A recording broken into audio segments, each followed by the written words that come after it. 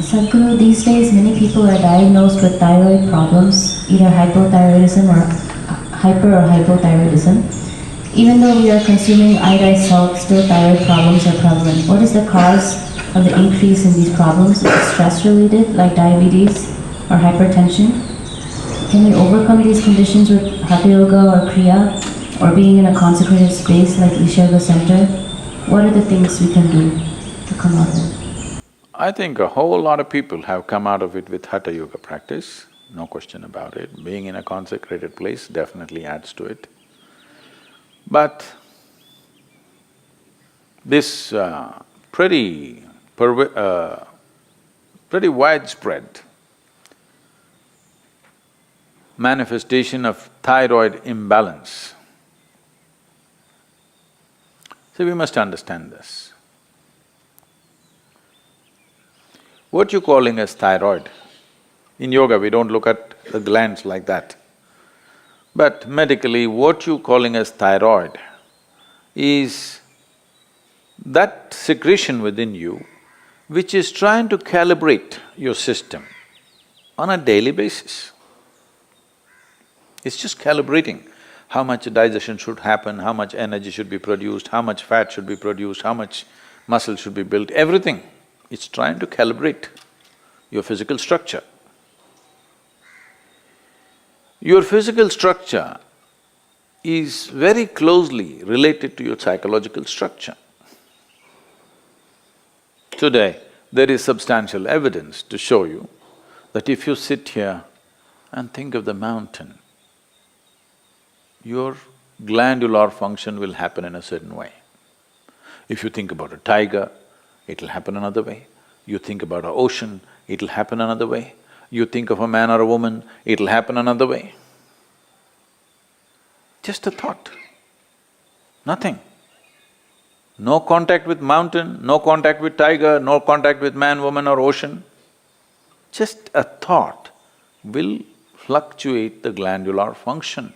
I'm saying that is how fine the system is, that it is trying to calibrate everything to keep you in a good place. The problem with you is, you need a bullock cart because you are the missing link. You need a bullock cart, but they gave you a fine spaceship. Every little thing will do a world of things. Simply if you touch it, go boom, boom, waves of stuff happening in the system. Simply if you look like this and make one conclusion about the tree, this will go into many varieties of chemical and other kinds of variations. Glandular functions will change. Wherever you may be, whether you're in Mumbai or New York or London, wherever, just look at the situation in which you're walking. Maybe socially you've gotten used to those things, but look at the kind of atmosphere you're walking in, the number of things that are happening, none of them are conducive for this life. You might have gotten adjusted to it. Maybe now you can't live out of those cities, that's another matter. But the life that you are is not seeking that kind of atmosphere. So the number of variations that are happening within you are not in your favor. Glandular dysfunction is just one manifestation. A very highly calibrated function of glandular function, one thing is the thyroid. It's easily noticeable. The first thing, your physiological and psychological parameters get thrown off a bit simply because disturbance. And another dimension is what's the disturbance that's happening from within you, your own psychological patterns. Another dimension of disturbance is what kind of food is getting into you. There is no way you can eat anything today which is not chemically infested. If you're eating very organic food, it's little organic chemicals they're using. It's come to that place. It's very difficult to eat something that's just grown in the wild forest, you can pluck out something and eat. That's very, very little, not even a small percentage of people are capable of eating that anymore. It's all from the marketplace. And what goes into the marketplace is all about more, not about what. And also this, in this country, all these things are gone now, don't worry. My grandmother, every day the vegetable seller, they used to come home with a basket. Just then in the morning they would have plucked, by 7:38 they're at the doorstep. When they come, and she will look at this, when she wants to buy it, she won't allow the vegetable seller to touch the vegetables. They plucked and brought it. It's fresh, just now it's come off the plant. But if it has to go into the balance or if she has to choose 1, 2, 3, 4 like this, she won't let them touch it. You don't touch my vegetables. This is not to keep bacteria away. She doesn't want that woman or that man to touch the vegetables that her children and grandchildren will eat. She will touch it in a certain way. She will fondle it, she'll caress it, she'll look at it like this, and then she will cut it and make it. Don't think this is all funny. If all these things are missing in your life, you have to take pills to manage your glandular function, and there is no way by popping a pill you can get it into balance, you can suppress it. You cannot get it into proper balance, no way, because every day it's different, every moment it's different. This is calibration, a very active calibration that's happening. You kill it and just take a pill and somehow manage.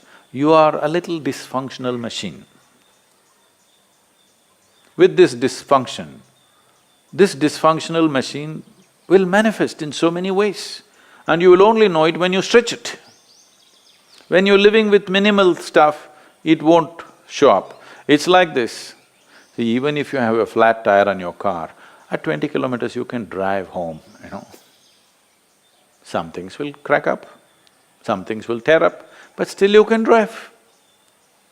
Only if you're hitting 200 kilometers per hour, then if the tire goes flat, then you know you fly off the road.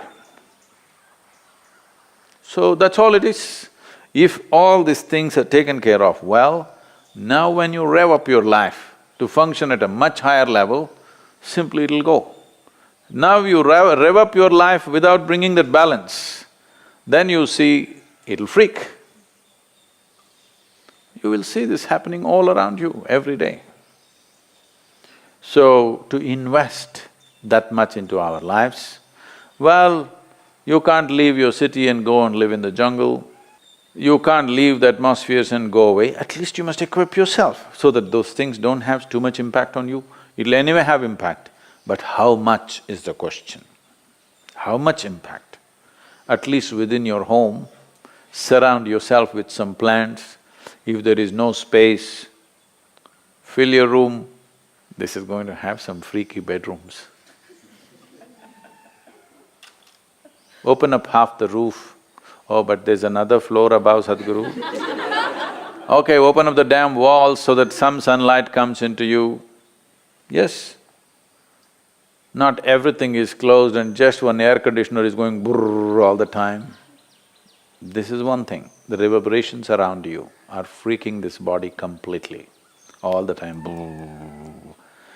Particularly when I'm outside the country, particularly in United States. Even in Europe it's little better. In United States, all the time something is buzzing, endlessly. When I come here, it's like,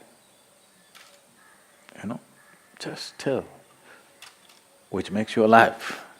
Everything is buzzing, you're like Most people are not conscious of it, but it's happening to them. The very fact that they're sleeping 8 hours a day is just that they are not living in their natural habitat. They are trying to protect themselves by sleeping.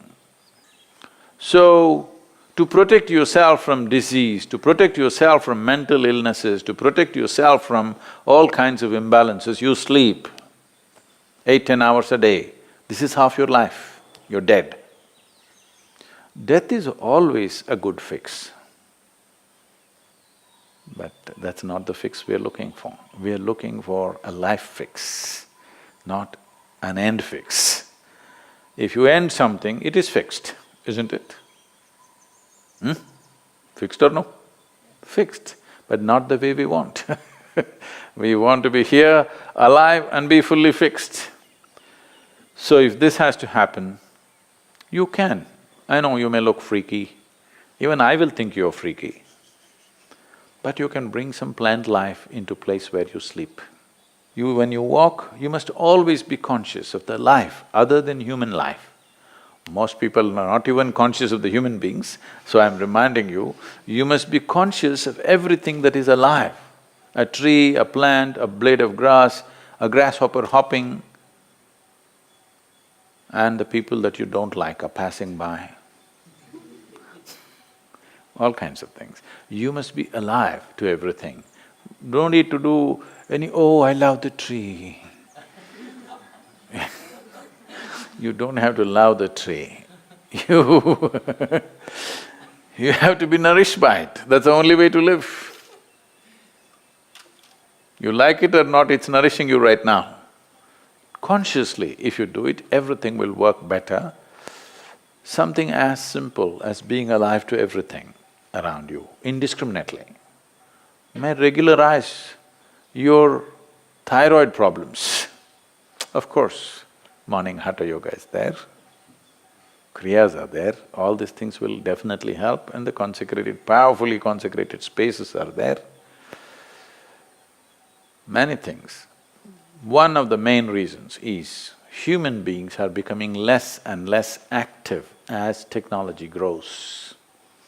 In a day, on an average human being, how much activity, physical activity they used to perform in the past, previous generations of people, and how much physical activity all of us are performing right now is abysmally low.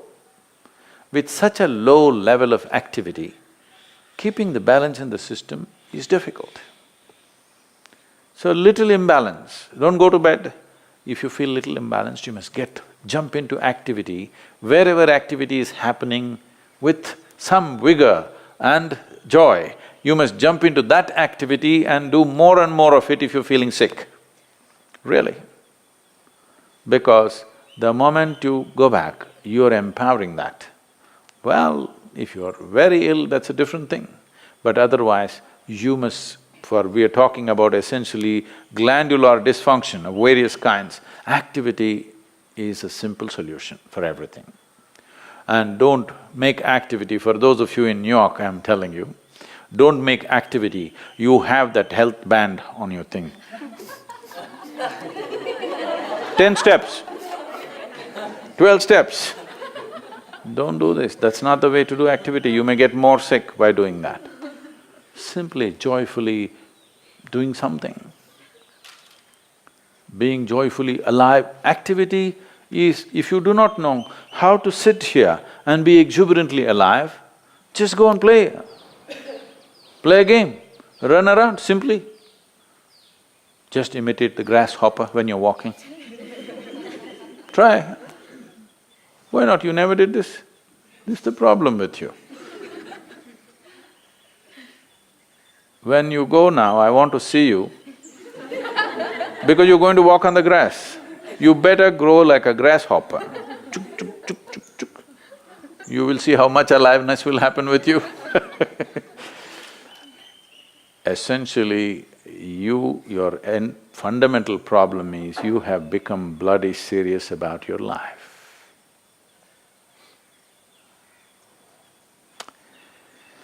So, we have to again remind you, you will die anyway.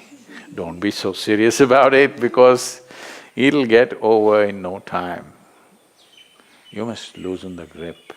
Now if you loosen the grip, that last scene can be different.